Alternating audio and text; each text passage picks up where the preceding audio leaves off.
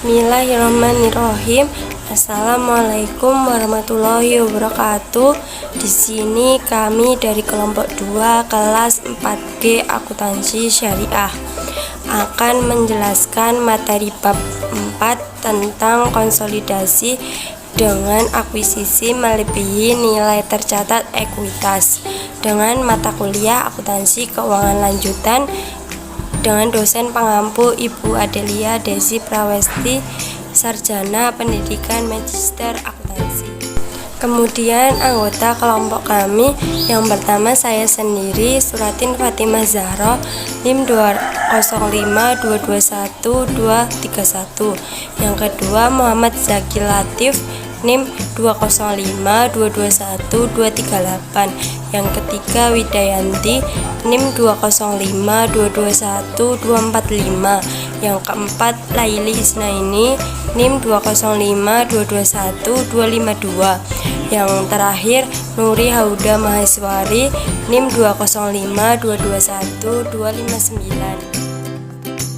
Berikutnya kami akan menjelaskan tentang konsep konsolidasi dengan akuisisi melebihi nilai tercatat ekuitas. Yang pertama, prosedur konsolidasi. Pada praktiknya, transaksi akuisisi suatu perusahaan oleh perusahaan lain sebesar nilai buku sangatlah jarang dilakukan. Perusahaan pengakuisisi atau investor biasanya akan melakukan uji kelayakan atas bisnis yang akan diakuisisi. Hasil akurat dari uji kelayakan tersebut dapat menunjukkan apakah bisnis yang akan diakuisisi memiliki nilai lebih atau lebih rendah dari nilai bukunya.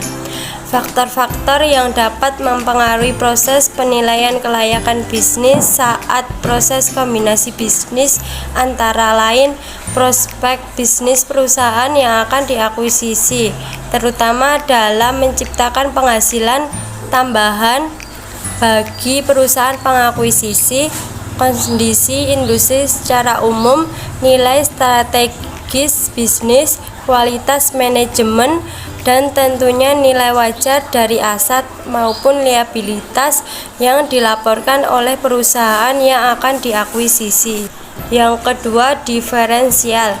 Berdasarkan PSAK 22 atau revisi 2010, diferensial harus dialokasikan pada aset teridentifikasi yang diperoleh dan atau liabilitas yang diambil alih yang dianggap menyebabkan nilai wajar dari entitas anak yang dikonsolidasikan melebihi nilai bukunya atau dialokasikan sebagai goodwill. Aset teridentifikasi dan liabilitas alih. Aset teridentifikasi yang diperoleh dan liabilitas yang diambil alih secara mudah disebabkan adanya perbedaan nilai tercatat atau nilai buku dengan nilai wajar dari aset atau liabilitas tersebut. Menurut PSAK 22, aset teridentifikasi yang diperoleh dan liabilitas yang diambil alih haruslah memenuhi definisi aset dan liabilitas menurut kerangka dasar penyusunan penyajian laporan keuangan pada tanggal akuisisi serta merupakan bagian yang dipertukarkan dalam proses akuisisi. Pengklasifikasian dan penentuan aset teridentifikasi dan liabilitas yang diambil alih perlu didasarkan pada hal-hal seperti yaitu 1. Persyaratan kontraktual, 2. Kondisi ekonomi, 3. Kebijakan operasional dan akuntansinya, dan yang keempat, kondisi terkait lainnya yang ada pada tanggal terjadinya akuisisi. Goodwill. Selain disebabkan aset teridentifikasi atau liabilitas yang diambil alih, diferensial juga dapat disebabkan oleh goodwill.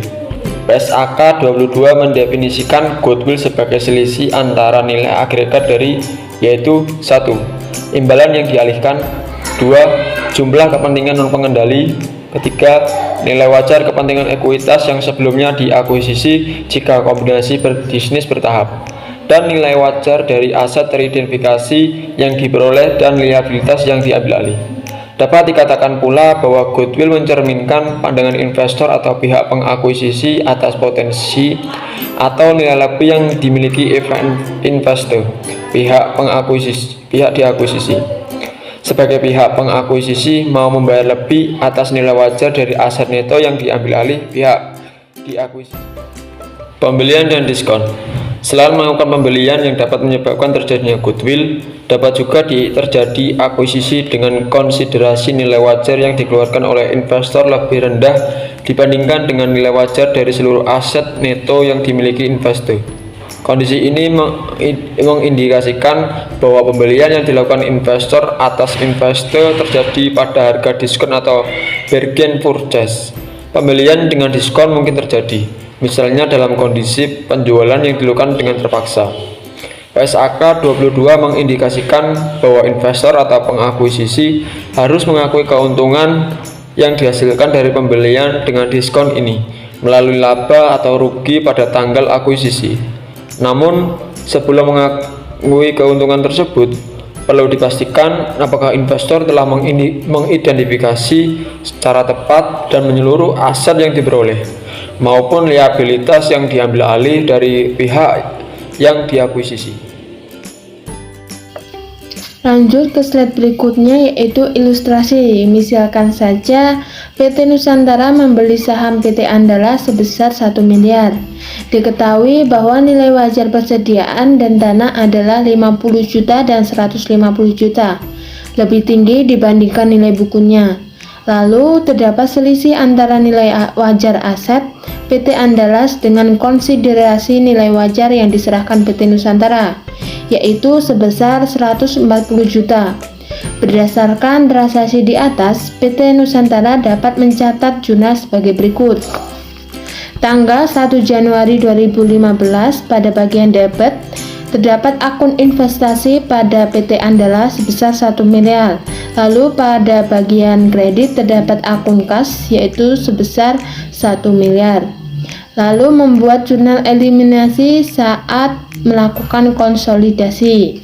Pada bagian debit terdapat akun saham biasa PT Andalas sebesar 800 juta dan saldo laba sebesar 400 juta.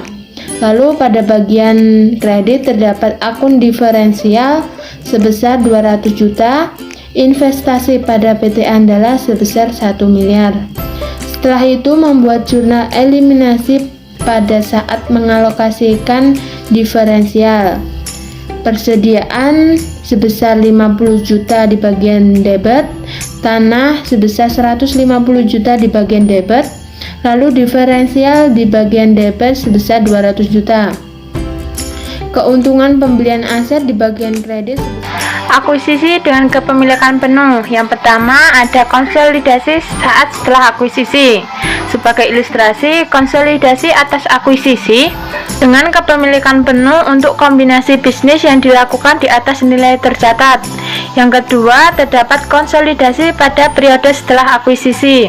Untuk periode setelah terjadinya akuisisi, atas akuisisi yang dilakukan atas nilai tercatat, tidak terdapat perbedaan mendasar dibandingkan konsolidasi ketika akuisisi dilakukan pada nilai tercatat. Yang ketiga, terdapat konsolidasi pada periode setelah terjadinya akuisisi.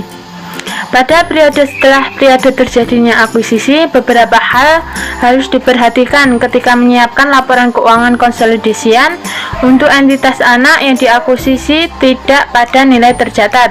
Karena pada pengakuisisian yang tidak dilakukan pada nilai tercatat, induk perlu memastikan bahwa diferensial tersebut telah diukur secara tepat. Lanjut ke slide berikutnya, yaitu ilustrasi. Konsolidasi sesaat setelah akuisisi. Sebagai ilustrasi, konsolidasi atas akuisisi dan kepemilikan penuh untuk kombinasi bisnis dilakukan di atas nilai tercatat. Akan digunakan kasus akuisisi PT Andalas dan PT, yaitu dengan memodifikasi informasi sebagai berikut. PT Nusantara membeli seluruh saham PT Andala seharga 1 miliar 500 juta. Diketahui bahwa nilai buku dari seluruh aset bersih PT Andalas adalah 1 miliar 400 juta, sehingga terdapat diferensial dari akuisisi ini sebesar 300 juta yang dialokasikan kepada goodwill sebesar 100 juta dan aset teridentifikasi lainnya sebesar 200 juta. PT PT Nusantara akan mencatat transaksi akuisisi PT Andalas pada bukunya sebagai berikut.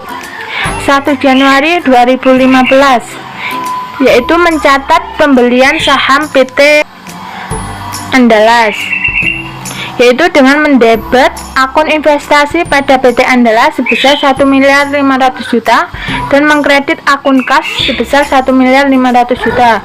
Setelah itu mengeliminasi saldo awal investasi dengan mendebit akun saham biasa PT Andalas sebesar 800 juta, saldo laba sebesar 400 juta, diferensial sebesar 300 juta, lalu mengkredit investasi pada PT Andalas sebesar 1.500.000.000.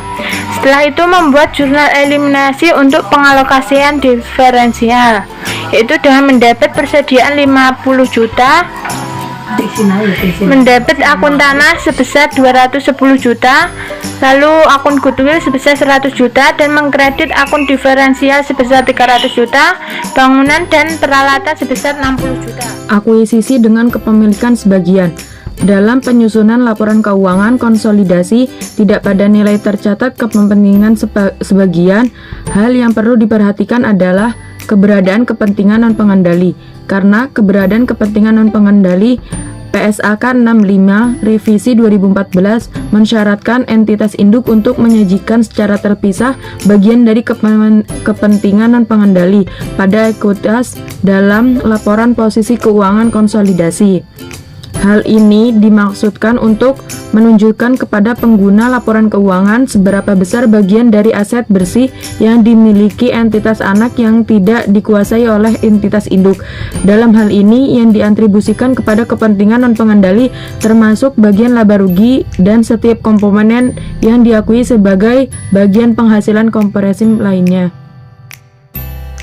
Isu lain seputar konsolidasi. Biaya transaksi terkait akuisisi. Biaya transaksi yang terkait proses pengakuisisi suatu perusahaan sangat besar kemungkinan untuk dikeluarkan oleh pihak pengakuisisi. Biaya transaksi terkait akuisisi dapat berupa biaya makelar, biaya hukum dan konsultasi, biaya terkait akuntansi biaya, penilaian dan jasa profesional lainnya, biaya administrasi umum, serta biaya pendaftaran maupun penerbitan efek jika pengakuisisi menggunakan instrumen uang atau ekuitas. Menurut PSAK 22, seluruh biaya transaksi terkait akuisisi harus dibebankan pada periode ketika biaya tersebut terjadi atau jasa diterima, kecuali biaya yang menerbitkan efek baik berupa utang atau ekuitas yang perlakuannya mengakui PSAK 55 Revisi 2014 Instrumen Keuangan Pengakuan dan Pengukuran.